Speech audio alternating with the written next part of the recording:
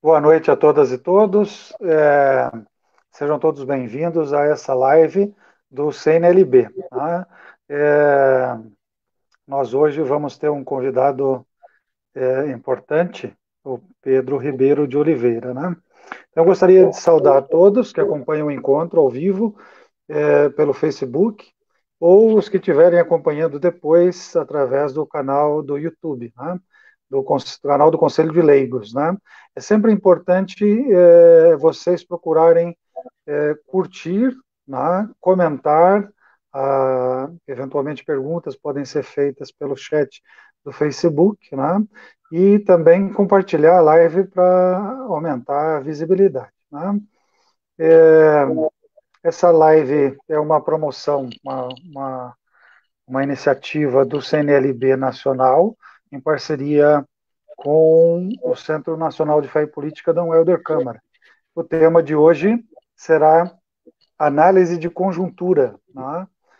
Eu sou Thales Faleiros Lemos, vou mediar esse encontro. Né? Eu sou cirurgião dentista, casado, pai de 2 filhos, avô, pós-graduado em formação docente para o ensino superior pela Unicentro e formação política para cristãos através do Cefep PUC-Rio. Eu atuo como tutor na disciplina História das Instituições Políticas no Brasil e sou colaborador da Escola Diocesana de Fé e Política, ESFEPOL, aqui de Guarapuava. Estou presidente do Conselho de Leigos da Diocese de Guarapuava e faço parte da Comissão de Fé e Política do Regional Sul 2. Né? Então, para mim é um prazer, né, atender a essa solicitação do CNLB Nacional através da Comissão de Fé e Política para receber o nosso convidado, né, Pedro Ribeiro de Oliveira. Né? Eu gostaria de passar a palavra para o Pedro, brevemente, para ele fazer uma saudação, e em seguida eu faço uma breve apresentação dele. Boa noite, Pedro, seja bem-vindo. Boa noite, Thales. Boa noite, leigos e leigas desse Brasil afora e também quem não for leigo, né, que esteja conectado nessa live. É um prazer estar aqui com vocês. E esperando que corra tudo bem, que a plataforma não nos dê problema, né, Thales? Sim. É, eu já gostaria de aproveitar e registrar a presença de algumas pessoas, né? O Márcio Leandro Espírito Santo, a Loiva, Regiane Gaia, que é da presidência do CNLB Nacional, a Márcia, que é do Conselho Deliberativo, o Carmen Cieslak, Maria Aurenir, né? Então sejam todos bem-vindos, vão nos acompanhar na noite de hoje. O Pedro é, é um sociólogo, leigo, católico, casado, também pai e avô, aposentado como professor da Universidade Federal de Juiz de Fora e PUC Minas de Belo Horizonte. É membro da ISER Assessoria e da coordenação do Movimento Nacional de Fé e Política, além de colaborar como membro da rede de assessores do Cefep. É autor de artigos e livros, principalmente sobre catolicismo do Brasil, comunidades eclesiais de base, análise de conjuntura social e política e relação entre fé e política. Narrou sua experiência de cristão no livro Fé e Política, uma Trajetória, de 2018. Desde 1977, né, a partir do segundo encontro intereclesial da SEBS, em Vitória do Espírito Santo, tem assessorado as comissões, as comunidades eclesiais de base, né, em todo o Brasil. Né? Entre 99 e 2005, Pedro foi assessor da CNBB para o setor SEBS e para análise de conjuntura. Né? Então, é um prazer, como eu já disse, recebê-lo. Nós somos colegas no Cefep, né? Ele foi meu professor, e ao divulgar a live, eu soube que algumas pessoas, até seus orientandos, vão estar nos acompanhando. Tá? Então, eu só para a gente ter mais ou menos a estrutura, Pedro, né? A intenção é esse momento inicial de apresentação. Eu vou passar a palavra para você fazer a apresentação e você vai ter mais ou menos 30 minutos para isso, né? Eventualmente eu vou interromper você um pouco se houver necessidade de fazer algum comentário, registrar alguma coisa, mas a intenção seria, após a tua exposição, a gente fazer 2 ou 3 tempos, tentando compilar um pouco as perguntas para aprofundar um pouco os temas que você vai abordar, né? E no final a gente faz daí as despedidas, tá bom? Então, com a palavra, Pedro Ribeiro de Oliveira. Muito bem, Thales. Agradeço essa generosa acolhida e recepção. E 30 minutos falando direto, assim, né, e por internet, acaba sendo cansativo. Como Sim, a minha análise está dividida em 3 partes, né, eu não vou gastar 10, 10, 10, não.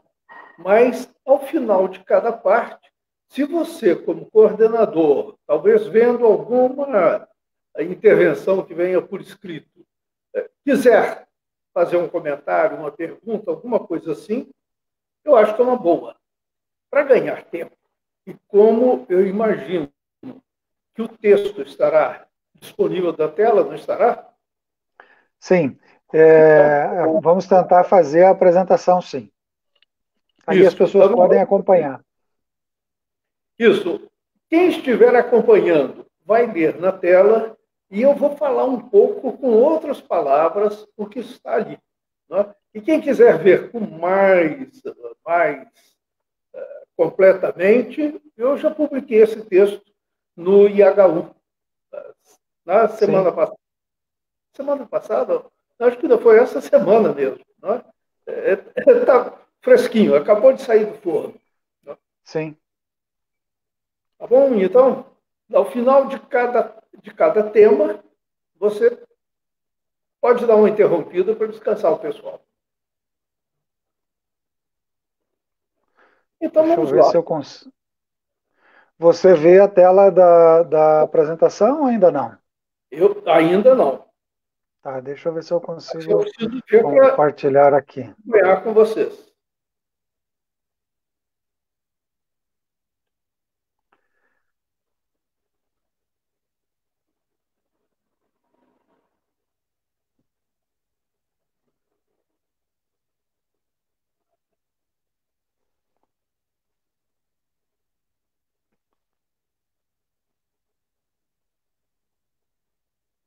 Eu fiz esses slides porque isso facilita muito a apresentação. Tá? Sim.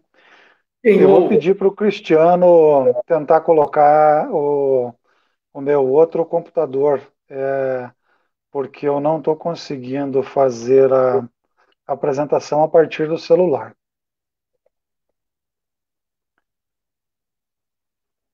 Eu não sei se ele nos acompanha. Cristiano?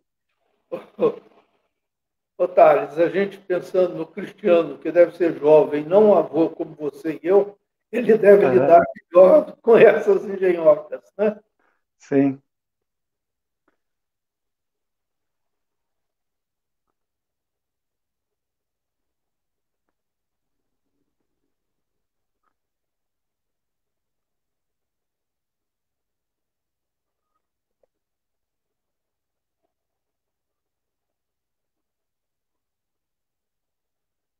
Bom, então mesmo que não tenha ainda o slide, vamos Sim, ganhando tempo, né?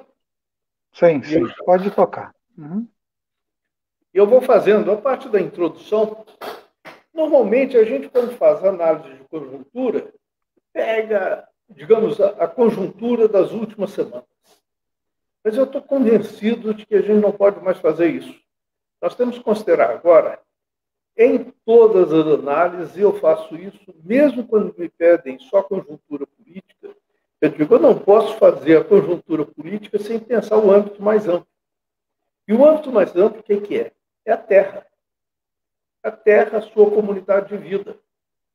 É amplo no tempo e no espaço. No espaço, claro, que pega todo o planeta em que vivemos, e no tempo, porque o tempo da Terra se mede em séculos. É, 1, 2, 3 séculos. Para nós é muita coisa. Para nós humanos, calculamos 2 séculos e já achamos que é muita coisa. Não é? 100 anos antes de mim, 100 anos depois de mim e pronto. Depois é o que a gente normalmente consegue acompanhar. Mas para a Terra, 200 anos não é quase nada. Então, nós precisamos levar isso em conta, porque a comunidade científica, praticamente na sua unanimidade, já vem alertando que a Terra enfrentará uma grave catástrofe climática, e ambiental, as duas coisas juntas, até o ano 2050. Ou seja, nos próximos 3 anos, se não forem tomadas as medidas recomendadas, né, por essa comunidade científica. Mas nós lembramos que houve a reunião da COP21 em Paris, né, e nada foi feito. Né, foi em 2015 e nada foi feito. Né. É como se tivesse tudo bem. Então, temos que nos preparar que vem aí essa crise climática. Esse daí é um dado da análise. O segundo é que nós temos que entender a análise no âmbito do sistema mundo. O Brasil não é um território isolado do resto do mundo. Tá? Por mais que a gente fale de soberania nacional, coisa que hoje já é muito menos devido ao crescimento das megacorporações multinacionais, que tem um volume de negócios muito superior ao PIB brasileiro. Então, ainda que a gente pense num Estado soberano, na soberania nacional, ele faz parte de um sistema mundo. Então, temos que entender como é que está a conjuntura do sistema mundo. Enfim, nós podemos chegar na conjuntura brasileira, tá? Política, econômica, cultural, social. Então, por mais que a gente foque, e eu vou focar, é claro, a curiosidade de todo mundo é que eu foque a conjuntura brasileira, a última semana, né? Os últimos dias. Mas temos que entender isso dentro do conjunto. Então, vou começar, mesmo não tendo o slide, se entrar o slide, melhor para vocês. Para mim, não faz muita diferença, porque eu já conheço o texto de cor. Desculpe. Não é Covid. Bom, conjuntura da Terra. Como eu disse, temos aí uma crise que virá nos próximos 30 anos, não sabemos ainda quando, mas ela virá com certeza e temos que nos preparar para ela. Porque ela deverá ser devastadora. Deve ser uma crise, essa pandemia do Covid já é, digamos, eu não diria um aperitivo, porque isso não é aperitivo, mas é uma pequena amostra da convulsão que isso vai trazer à humanidade. Mas vocês imaginem uma grande cidade, podemos pensar São Paulo, por exemplo, numa grande seca, sem água, sem eletricidade.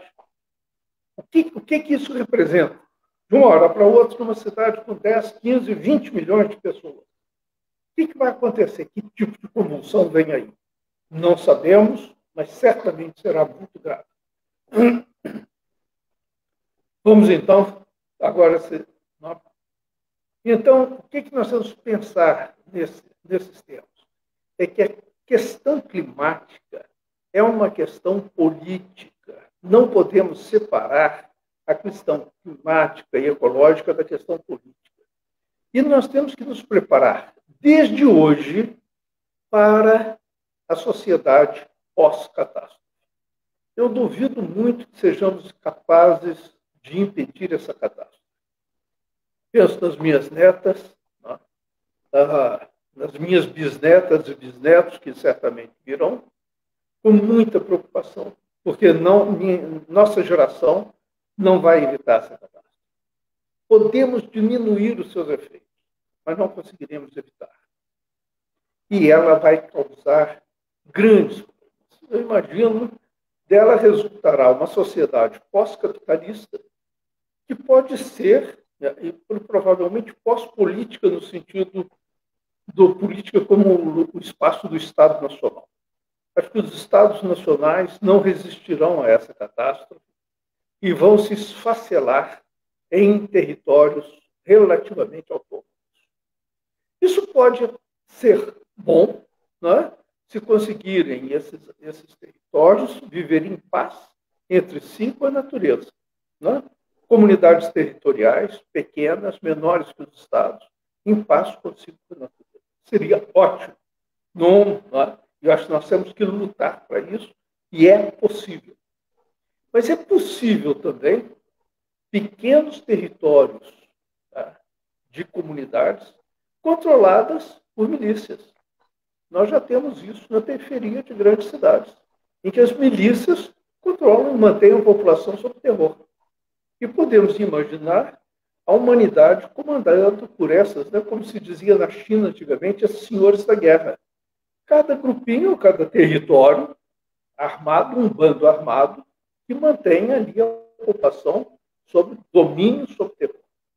Então, a longo prazo, pensando daqui até 2050, o que resultará depois dessa catástrofe climática ambiental, eu vejo essas duas possibilidades e digo, é possível a gente pegar a segunda, a melhor, comunidades pacíficas, vivendo em paz, justiça, consigo mesmo e com a natureza.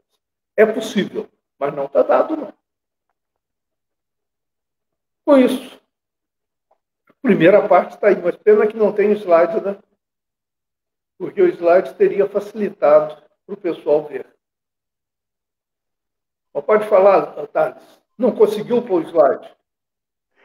Na verdade, eu fiz o compartilhamento, mas a gente não conseguiu fazer a apresentação dele, né?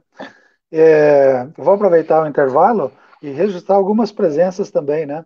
A Odete, da coordenação ampliada do Cefep, Luiz Henrique, presidente da Comissão de Fé e Política, alguns alunos, ex-alunos seus, do curso de Pedagogia Bíblica, da oitava turma do Cefep, gente de Rondonópolis, no Mato Grosso, várias pessoas se comunicando, né, registrando a presença e fazendo muitos elogios, né? Mas pode seguir, Pedro. Você fez a introdução, falou da questão de três âmbitos estruturais, né? E está se detendo primeiro a questão da terra e a sua comunidade de vida, né? O tempo histórico é avaliado ao longo de séculos, né? Por isso você fez o registro da questão da preservação do meio ambiente, da água, de como a gente ocupa os espaços geográficos, né?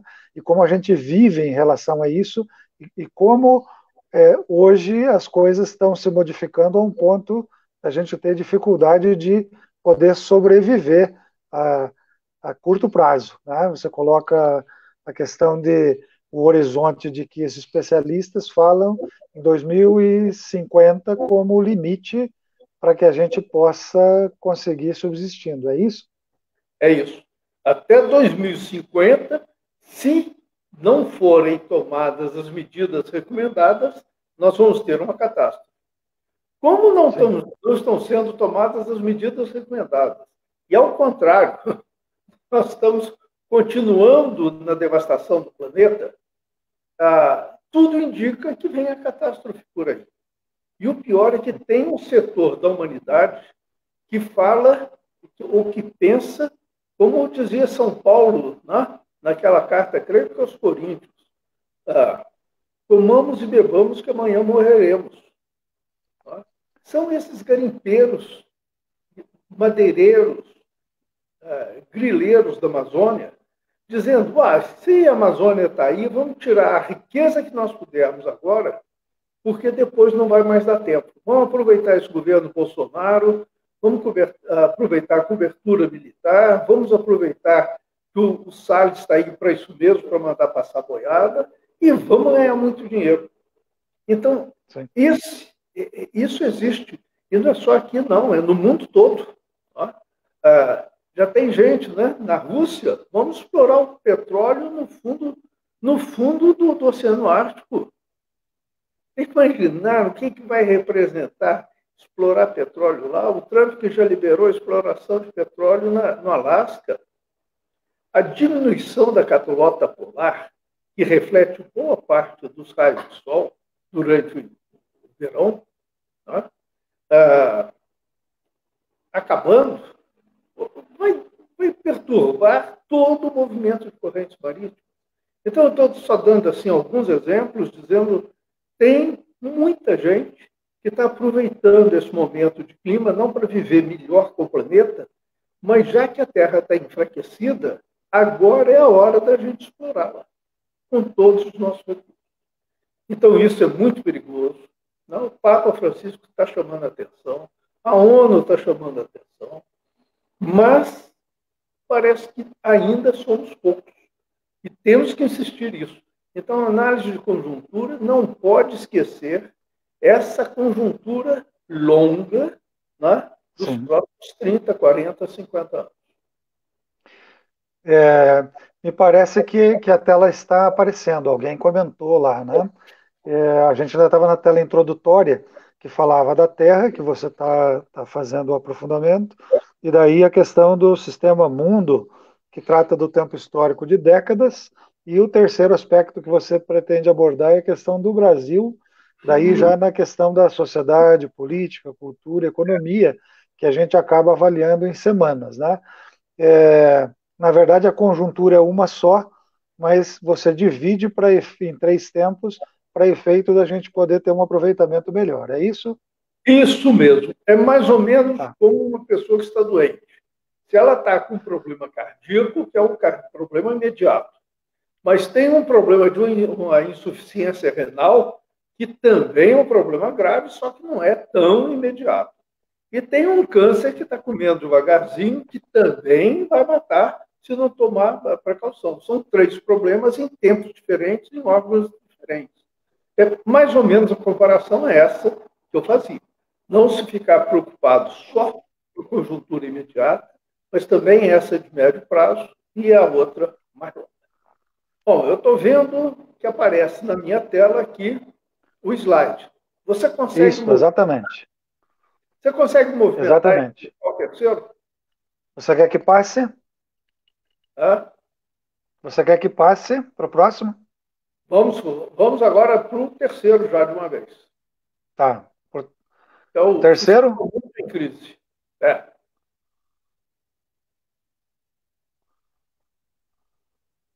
Crise econômica.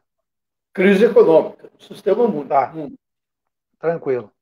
Ele está na tela, Pedro. Na minha não entrou, não. É lá se você compartilhou direitinho.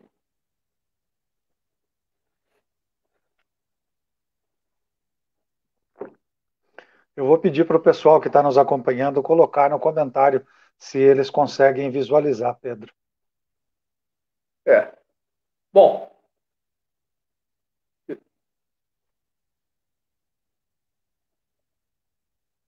O Cristiano disse que está aparecendo. Pode falar. É que você não consegue enxergar na tua tela, né?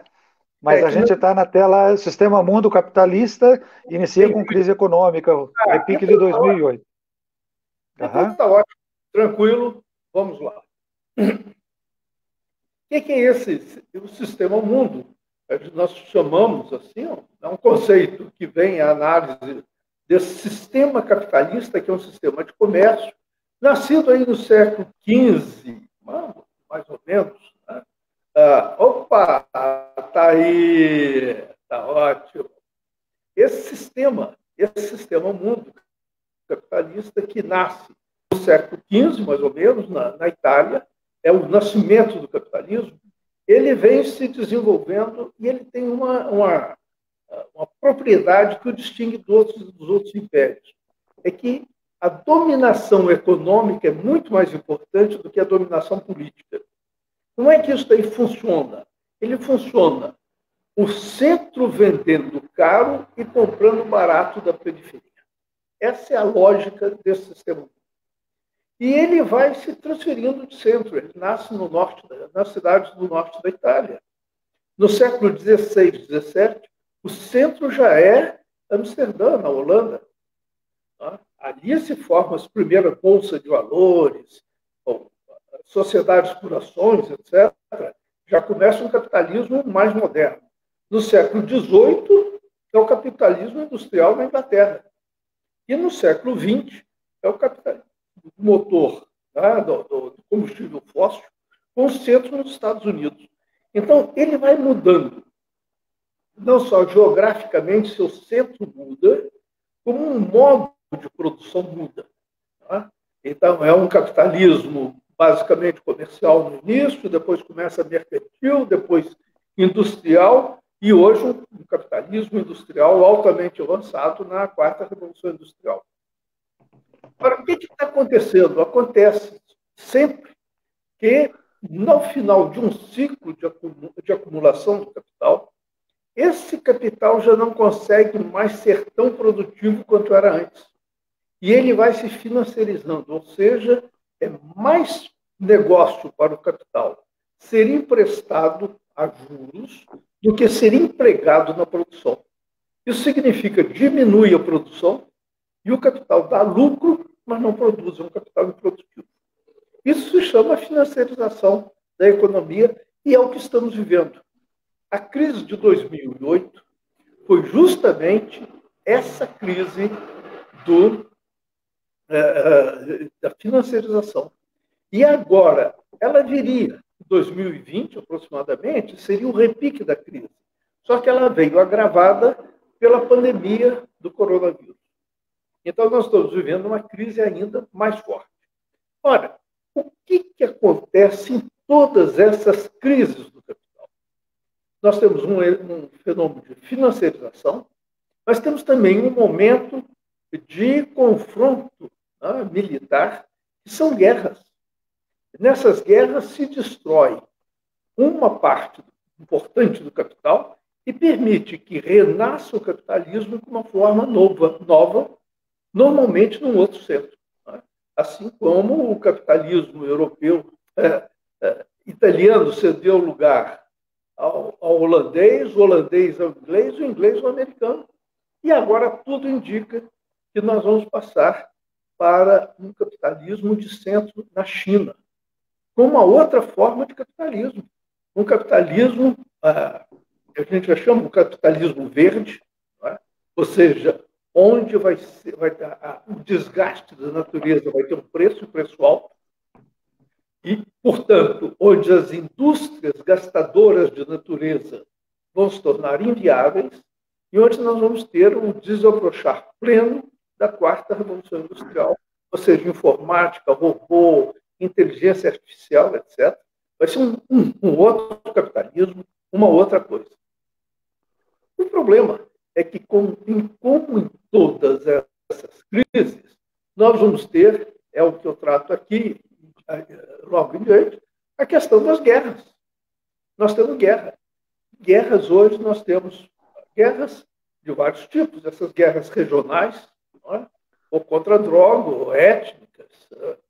Nós temos a guerra de quarta geração, a guerra híbrida, que é guerra de informação, para se destituir um regime definido como inimigo. Se eu tenho um inimigo num outro país, eu quero derrubar esse regime, eu posso fazer um ataque frontal policial, ou eu posso fazer um ataque por informações de tal maneira que a própria população local derrube o meu inimigo. É uma outra forma de guerra. E a guerra nuclear, que também é um risco que aí está e que pode ser detonada. Eu duvido muito a possibilidade de uma guerra nuclear localizada. Se ela estourar, ela certamente será global, será devastadora, duvido que escape alguém. Então, nessa guerra, nesse clima de guerra que nós temos hoje, nós temos essa divisão do mundo entre três grandes polos, Estados Unidos e União Europeia, que militarmente é, sem dúvida, disparadamente mais forte, mas economicamente é cada vez menos forte. Um segundo polo formado pela China, que é militarmente forte e economicamente muito forte, e a Rússia, que economicamente não é tão forte, mas militarmente é muito forte, especialmente em termos de armas nucleares. Então, nós temos um mundo dividido em três grandes potências polarizadoras, E esse equilíbrio daí é um equilíbrio difícil.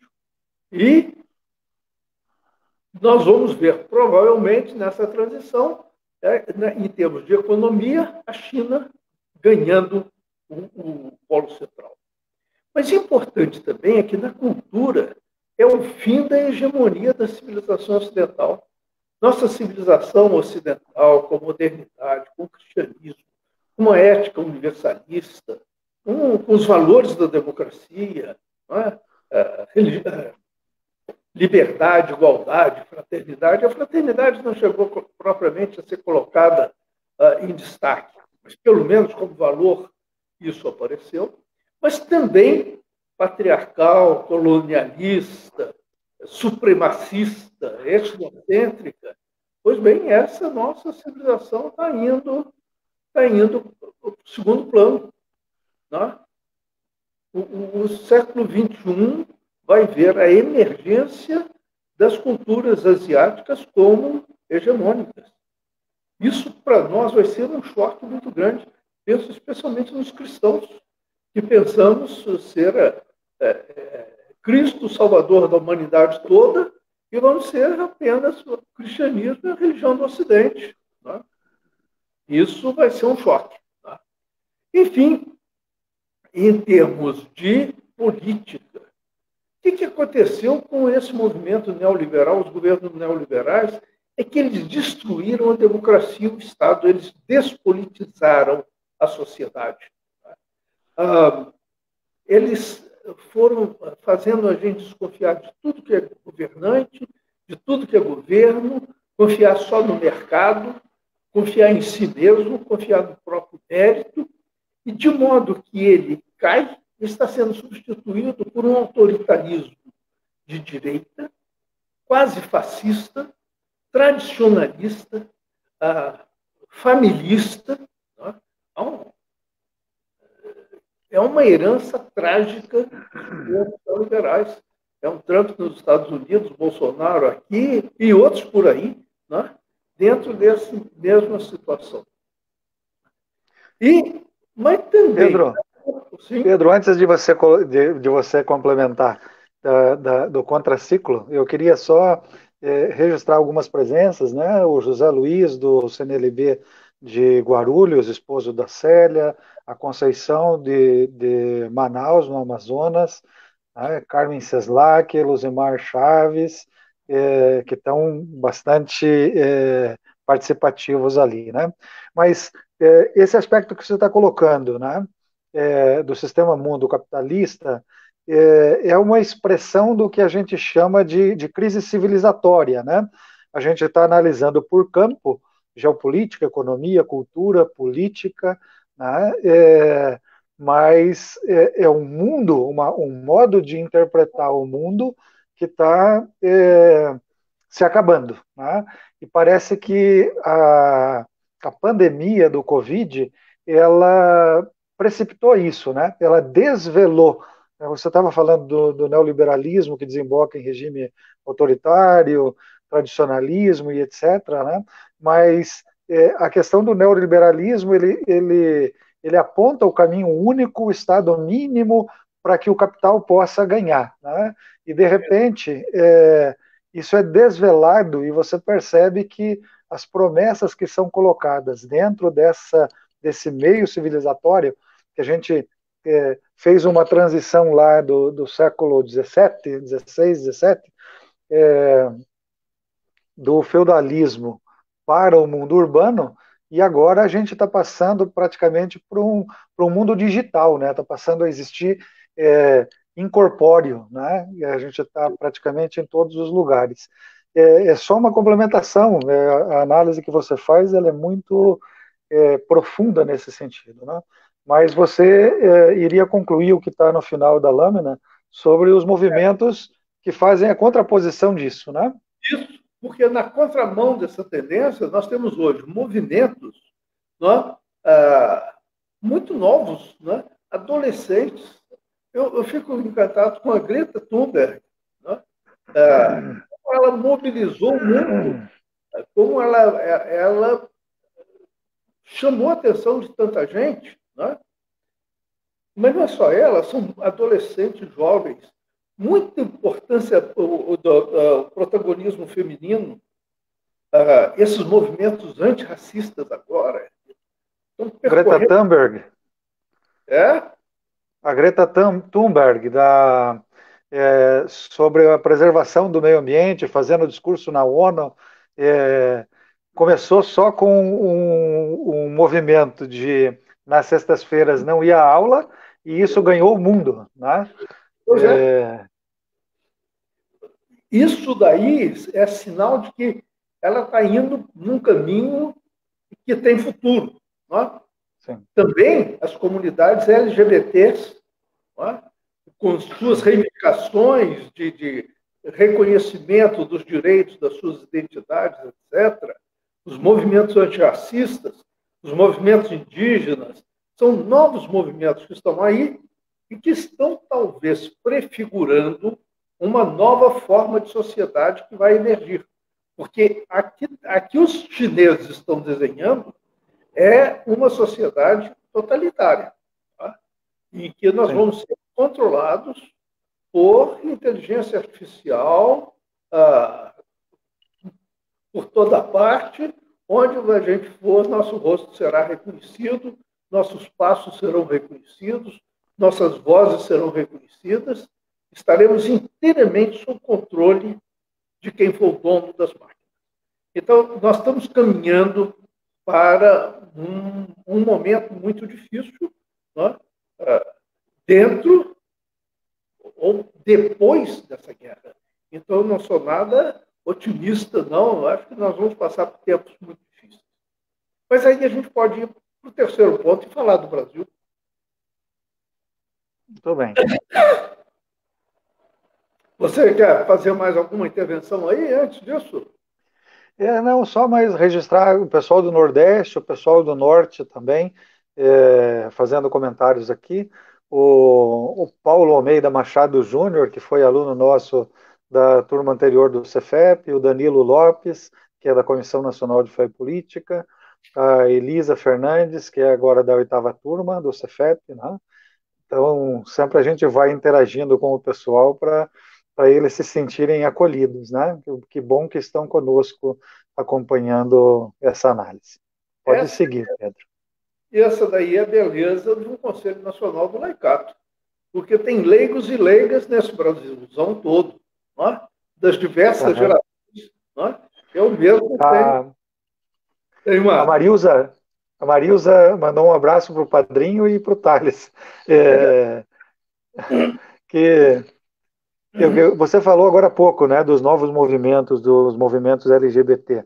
O Conselho do Laicato tem produzido, pelo menos através da Comissão de Comunicação, em conjunto com a Comissão de Formação, Comissão de Fé e Política, pelo menos 2 lives semanais, né? Então já são 30 e poucas, 40 e poucas lives que foram produzidas.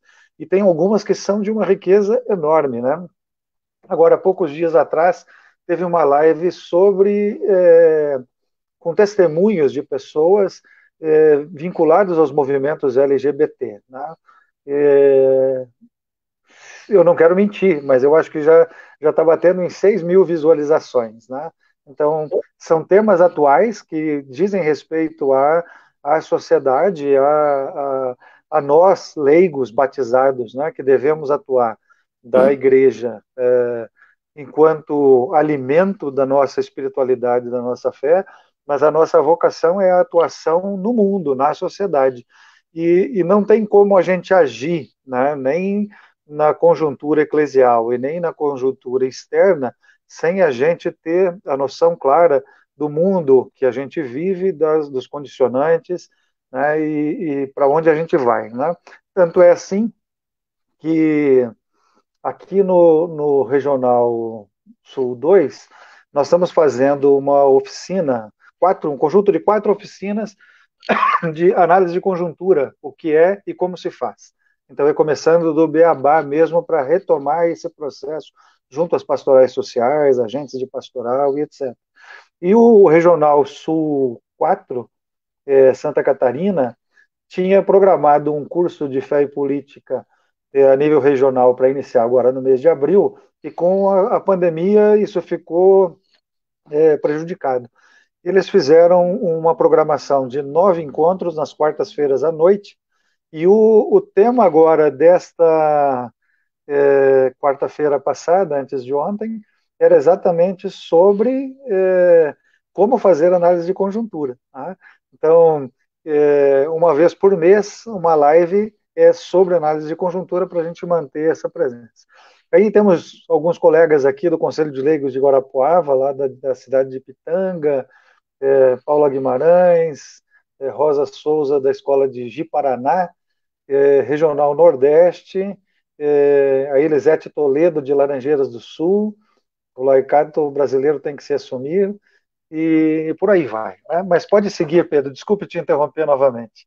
Não, É só ligar as coisas que você estava falando do conselho, como a gente está procurando tá antenado com as coisas do mundo para poder agir de forma a transformar a realidade mesmo. Né? isso. E, felizmente, cada vez mais, leigos e leigas com a formação bíblico e teológica, capaz de nos autoalimentarmos quando os teólogos de profissão não são capazes de nos dar alimento sólido, né? Então, vamos seguir Sim. adiante. Paulo, né? O neném toma leite, mas o adulto precisa de carne, né? É, alimento sólido, né? Uhum. Então, agora a conjuntura brasileira. Eu acho que não tem jeito da gente fazer a conjuntura atual se não lembrar de 2002, que foi o momento do pacto entre o PT e os abastados. Quando eu falo as classes abastadas, o que eu quero dizer? São cerca de 70 mil, 71.500 em 2013, que são pessoas muito ricas, que tinham, naquela época, um rendimento mensal superior a 120 salários mínimos. Ou seja, isso os dados do imposto de renda. É claro, a gente sabe que rico não paga imposto de renda, então pode declarar, mas não declara o que vai para os paraísos fiscais, etc. Mas eu digo aí, são algo como 70 mil pessoas nesse país, ou 70 mil famílias, que são chefes de família que declara, que são os muito ricos. E eles fizeram um pacto, aceitaram um pacto que o Lula e o PT propuseram no caminho das eleições, que eles deixariam o Lula governar e fazer um governo desenvolvimentista, com um atendimento social, e Lula suspenderia o projeto do PT de fazer as reformas estruturantes, ou seja, reforma agrária, reforma fiscal, reforma política e, principalmente, a auditoria da dívida. Lula cumpriu a sua parte, tá? E fez isso. Só que em 2008, depois da crise econômica, e aí eu chamo a atenção também a questão do clima de guerra que se cria depois de 2008, quando a China desponta como a grande potência em ascensão e fica claro que o capitalismo dos Estados Unidos está em decadência. Tá? Nesse momento, tanto as grandes corporações dos Estados Unidos como os aparelhos de segurança dos Estados Unidos olham para o Brasil e dizem: não pode continuar assim. Né? Um país que está se encaminhando para se relacionar com Rússia e China, o BRICS. Né? China, Rússia, Índia, Brasil e África do Sul. Sim. Não por acaso, os Estados Unidos movimentaram as peças e logo tiraram os dois regimes que os incomodavam. No Brasil, que era o PT, Dilma, né? E na África do Sul. Né? Na China e na Índia não conseguiram. Mas então, pelo menos assegurar o domínio da América do Sul. Então, há uma aliança aí, uma coalizão, isso daí aprendi, né? Não falar de aliança, porque uma aliança é alguma coisa formal. Uma coalizão é um entendimento objetivo de interesses entre os ricos no Brasil, as classes opulentas no Brasil e os interesses de corporações dos Estados Unidos. E rompe-se aquele pacto, tá? Rompe-se unilateralmente, E a partir das manifestações de 2013, esses ricaços veem a possibilidade de ganhar as eleições e mudar inteiramente a política do Brasil. É a aposta deles na campanha do Aécio Neves, que quase levou. Mas o projeto levou, porque obrigaram a presidente eleita, não é? Dilma Rousseff, a nomear para a Fazenda o Levi, para executar o projeto, que era o projeto do PSDB na época. Bom, daí seguiu-se o momento de tensão e essa conjuntura foi se agravando, a pressão se agravando, até que em 2016 tiraram a Dilma e puseram o Temer para fazer aquilo que é o desejo dos Estados Unidos, tá? Ou Zé Serra no Ministério das Relações Exteriores, acabar com a política externa independente e um realinhamento político com os Estados Unidos e a intervenção na Petrobras para privatizar a exploração do petróleo.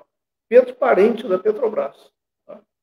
E ainda o Meirelles na Fazenda. Ou seja, o governo podia ser do Temer, mas a linha política era o velho PSDB com o seu neoliberalismo. Só que Temer não conseguiu fazer sucessor.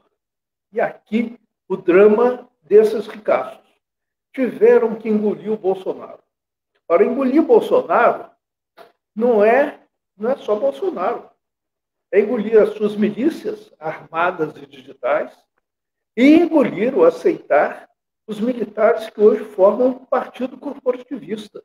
Os militares hoje são um grupo armado em defesa dos seus interesses corporativos. Estão junto com o Bolsonaro. Então, tiveram que aguentar isso. Por quê? Porque precisavam do Paulo Guedes para fazer o seu projeto de privatizações e de reforma em benefício dela.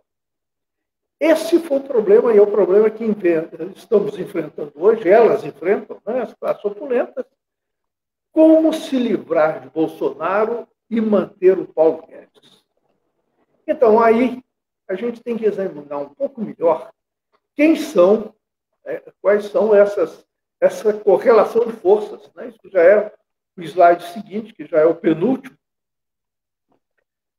Então, nós vamos ter, do lado dos opulentos, né, e a sua colisão, nós vamos ter a mídia corporativa. Quando a gente vê Globo, Folha, UOL, Estadão, eles expressam o quê? O interesse de um capital financeiro ou produtivo, um grande capital, vamos dizer, produtivo, no agronegócio, nas indústrias, no serviço. Né? E eles não gostam do Bolsonaro, não há dúvida, né? Mas vê que, por exemplo, o Globo nunca critica os militares, porque os militares protegem a relação do Brasil com a China, que é interessante para eles têm que manter isso. Então, critica o Bolsonaro, gostariam de se ver livres do Bolsonaro, mas, para proteger a política econômica, proteger o Guedes, tem que ir aguentando. O Bolsonaro, por seu lado, ele tem o apoio do que eu chamo de capital de rapina. Esse capital que, sabendo que está a crise, né, farinha pouca, meu pirão primeiro, né, ou, como diz o São Paulo, né, comamos e bebamos que amanhã morreremos, vamos tomar a terra de índio, vamos tomar o ouro do índio, vamos tomar a água do índio, vamos ocupar a floresta, vamos derrubar a floresta, vamos tomar todo o lucro que a gente puder agora, que a gente não sabe quanto tempo isso vai durar. Essa gente está com o Bolsonaro e não abre. E ele se apoia nessa gente. Nós temos também os grupos militares que sabem que Bolsonaro garante a posição deles no governo. Sem Bolsonaro não sabem como é que seria. E, é claro, as milícias digitais, as milícias armadas e os grupos fascistas. Isso sem contar o apoio dos religiosos, cristãos, infelizmente católicos e evangélicos, que dão apoio a Bolsonaro porque ele diz que ele é contra o aborto. Então, apesar da sua política genocida, tá? Ainda mantém esse apoio. E a nós, católicos, nos envergonha muito, aos cristãos em geral, acho que envergonha muito, mas aí está. E nós temos as instituições políticas que estão fragilizadas, aquelas que foram fundamentais durante o golpe, como o Judiciário, o Congresso, né? Mas estão fragilizadas. Elas têm medo, né, de um retorno da esquerda, e, por outro lado, cooptados. Né? O Centrão foi cooptado pelo Bolsonaro, e tem cooptação desses regimes, né, no Judiciário, não há dúvida, no Executivo, no Congresso. Né? E as grandes entidades da sociedade civil, eu penso aí na CNBB, essa daí agora parece que deu uma virada, né? Essa carta aberta da presidência da CNBB ao Congresso Nacional parece que deu realmente uma virada. Contra os vetos dos indígenas. Dom Vicente de Auxiliar de Belo Horizonte, que está na comissão das barragens, né, contra as mineradoras, teve numa live esses dias com o coordenador da CPT e fez um pronunciamento contundente. Houve uma manifestação dos movimentos populares pela reforma política, com apoio de vários organismos vinculados à igreja e com apoio de alguns bispos também. Né? Então a coisa começa a sair do armário, vamos dizer assim, nesse sentido. Né? Só um minutinho, Pedro, antes de você seguir, eu queria registrar, assim, primeiro do Sul, o Valdir Bongaça, eu estou tomando o chimarrão, estou lembrando dele aqui, no início ele falou alguma coisa e eu esqueci de fazer o registro. Ele é coordenador do Regional Sul 4, Sul 3, né, do Rio Grande do Sul, o Ricardo Lima, que é do Nordeste 3, né, alguns comentários sobre a taxação de grandes fortunas, a carta aos brasileiros, a gente já passou por isso, a Carmen Cieslak também tem registrado presença. Tem uma pergunta da Luzimar Chaves, eu acho que na parte da conclusiva você vai abordar isso. Ela pergunta até quando amargar essa política devastadora. Você vai fazer a conclusão, você diz que você é pessimista, né? E aí vai responder ela no final. E o último comentário, algumas pessoas perguntaram sobre o material, né? Você já falou que o seu texto está no site do IHU, publicado agora recentemente, mas eu vou passar depois. Mais fácil, o site do Fé e Política. Eu vou passar para o Cristiano um link para o texto e para a apresentação, para as lâminas. Ele depois pode disponibilizar isso no próprio Facebook para o pessoal ter acesso, tá? Desculpe interromper, pode seguir. Você já está quase concluindo ali. Então, essa correlação de forças está mudando um pouco, pelo menos em termos as grandes entidades da sociedade civil estão ganhando força nessa oposição. Então, nós vamos ter aí, chegando no final, então, e no lado, digamos, das classes oprimidas, tá? Dos grupos oprimidos, o que nós temos? Nós temos uma coisa importante que é a resiliência. Apesar de tudo, os movimentos sociais não morreram. Os povos indígenas estão aí, o MST está aí, o sindicato está aí, o movimento negro está aí. E outros movimentos estão emergindo, de jovens, de adolescentes, LGBT. Essa coisa nova agora que se chama coletivo, que se forma, né? Que nasce igual cogumelo depois da chuva, a gente não sabe como é, que de repente está brotando aqui e ali. Né? Tudo isso é muito importante. Né? Há uma oposição à necropolítica da parte de intelectuais, isso daí é tranquilo, quer dizer, intelectualmente, não há dúvida, há uma disparidade. Os intelectuais que apoiam o governo, inclusive intelectuais religiosos, são muito fracos. Né? A intelectualidade, a cultura, os artistas, as universidades estão contra, estão críticos. Né? As manifestações de rua na internet, o apoio na internet, os panelaços que já houve também, mostra isso. Tá? O Congresso, apesar de tudo, está fazendo alguma coisa. Não espero que derrube esses vetos do presidente na lei que protege os povos indígenas. E isso vai se disseminando. Né? Esses novos pensamentos estão se disseminando, e disseminando, eu acho muito importante, as experiências de economia solidária, porque aí nós temos realmente um novo modo de produção e de consumo. Enfim, também durante a pandemia apareceu muito as ações de solidariedade. Estamos redescobrindo a solidariedade. E com isso, Thales, eu vou encerrar, tá? Na minha conclusão. O que eu quero dizer é o quê? Fácil não está. Tá? Esse governo Bolsonaro veio para destruir, está destruindo e vai continuar destruindo, porque a lógica que o move é essa. Nós temos que destruir. Foi o que ele disse, a primeira frase do discurso dele. Hoje acaba o socialismo nesse país. Um socialismo que nunca existiu. Hoje acaba-se um Estado que zela pelo seu povo. Agora, nós vamos favorecer a concentração da riqueza. Então, em termos internacionais, entra um capitalismo de quinta geração, que é o controle social pela informática, o grupo 5G. Eu escrevo lamentando muito, mas é isso. É a vitória definitiva do capital sobre o trabalho. O trabalho precarizado, uberizado, derrotado.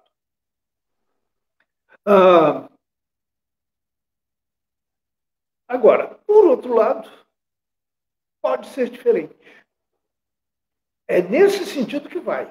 Vai no sentido da vitória definitiva do capital sobre o trabalho, tá? E a destruição do planeta. Mas pode ser diferente. Na nossa perspectiva de fé cristã, católica, é acreditar contra toda esperança, né?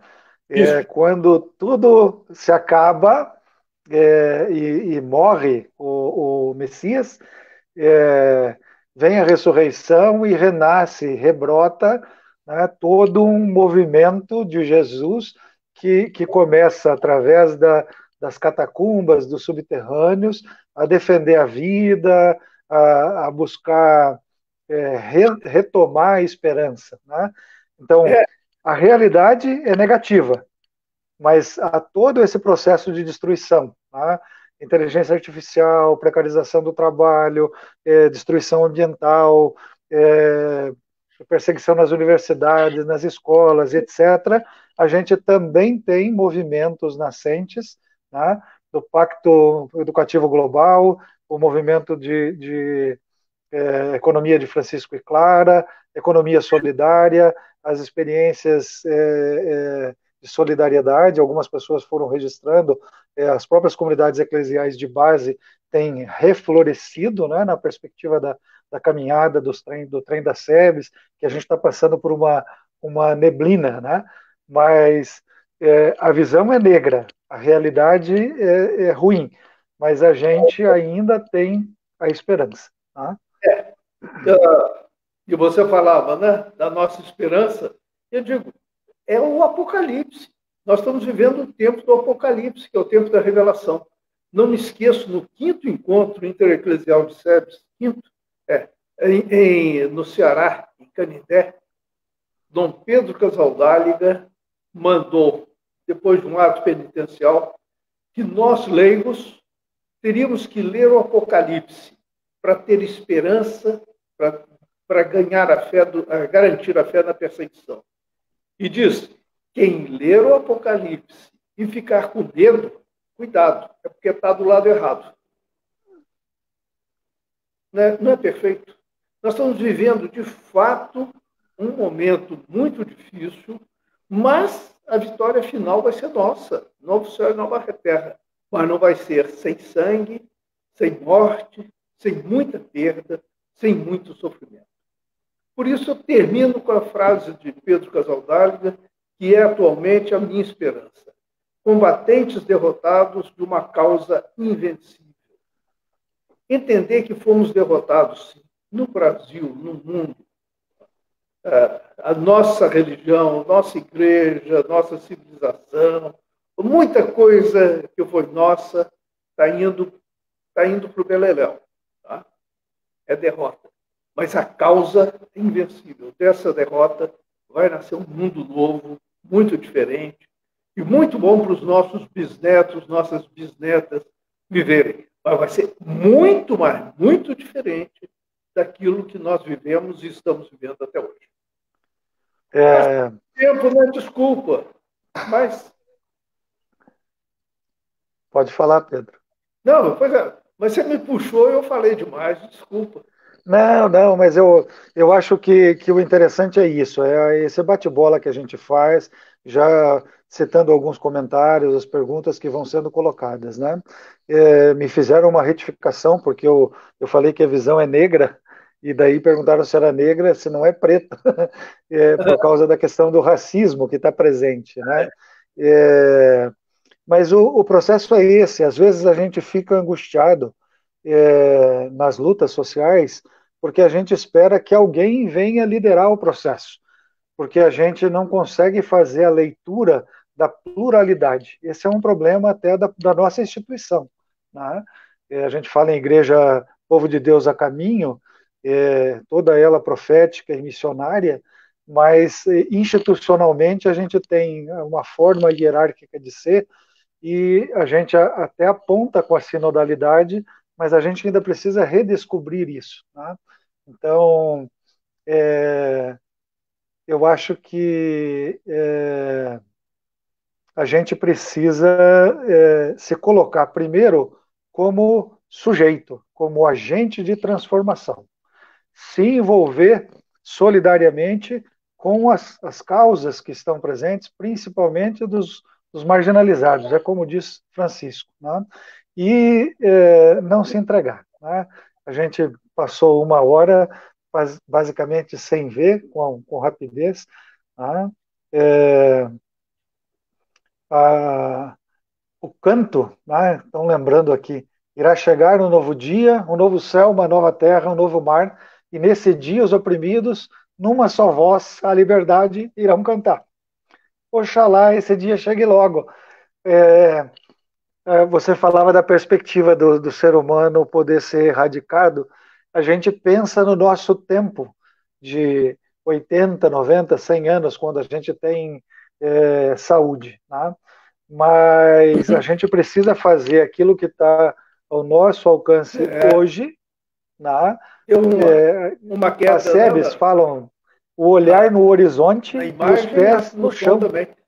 Eu estou vendo a minha imagem se mexe, mas o do Thales não. Sim. Pedro, então só a sua consideração final para a gente poder encerrar. Né? Eu gostaria já de agradecer a tua participação, a tua disponibilidade. Né? Repito que o texto e as lâminas a gente vai passar para o Cristiano disponibilizar depois, né? Através do próprio Facebook. Né?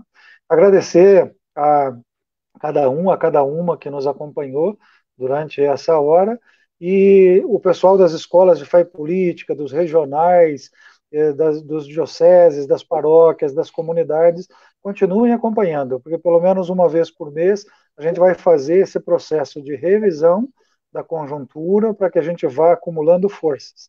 Eu não me esqueço que você, 1 ano atrás, 2 anos atrás, dizia que a gente estava olhando em perspectivas, em bandeiras de curto prazo, quase que até eleitorais. E o nosso processo, o nosso horizonte, ele tem que ser mais distante, no sentido de fato, retomar as bases, a organização, estabelecimento de uniões, de união. Né? A gente tem defendido, né, a questão da criação, isso é uma ideia sua, do Movimento Nacional de Fé e Política, que foi discutido no ano passado, tem sido discutida no Cefep com algumas entidades, da gente se organizar em redes, né, no sentido de organizar um pouco essas nossas lutas. Tá?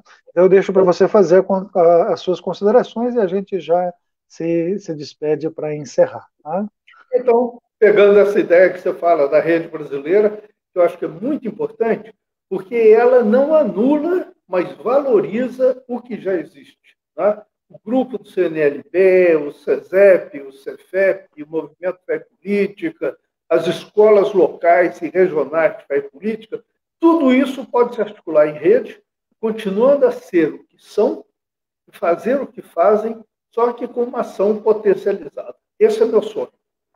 Segundo, você falou nada de pensar a longo prazo, e não é à toa que eu coloquei a Terra na minha análise de produto, porque eu Sim. acho que nós só vamos chegar nessa sociedade justa e fraterna depois da grande crise climática.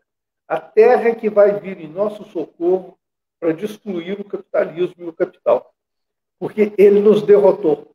Nós estamos lutando contra ele, as lutas anticapitalistas já vêm desde o século XIX, início do século XIX, pouco depois da Revolução Francesa, e fomos derrotados.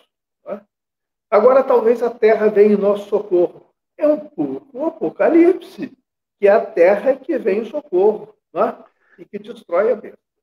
Enfim, quando você fala de agradecimento CNLB, eu devo dizer, mas não há é uma alegria minha, porque eu estou apenas do primeiro grupinho, que ainda no Rio de Janeiro, com o Pedro, era um Pedro da Ação Católica Operária, um operário, eu não lembro direito, e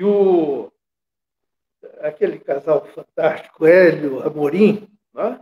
Né? Sim. Pelejando para criar o seu CNLB. Né? Então, é uma alegria para mim ver agora isso, que eu, de alguma maneira, contribuí na criação, está aí firme, forte, né? Irradiando-se por todo o país. É por aí que a gente vai e nós vamos chegar para um novo céu e nova terra. Né? Não queremos menos que isso, não. Né? É isso que a gente quer. E agradeço e peço desculpa se ocupei tempo demais e agradeço muito a atenção. Não, tranquilo. Foi ótimo. Tá? A gente já se despede por aqui e acompanhem o canal do CNLB no Facebook e no YouTube, que sempre a gente tem novidade. Um abraço, boa noite a todos.